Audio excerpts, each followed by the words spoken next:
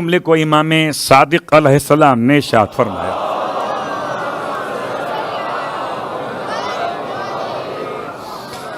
ارشاد فرماتے ہیں مجھے تعجب اس شخص پر ہے کہ جو پریشانی میں مشکلات میں گرفتار ہو اور یہ آیت بھول جائے، لا الہ الا انت سبحانک انی کنت من الظالمین، یہ خدا خود کہتا ہے فاستجبنا لہ ونجیناہ من الغم وکذالک ننجی المؤمنین۔ بس ہم نے جیسے یونس کو نکالا، ان کی بات سن کر جواب دیا اور انہیں غم سے نکال دیا، ہم ایسے ہی مومنین کو غموں سے نکالتے ہیں۔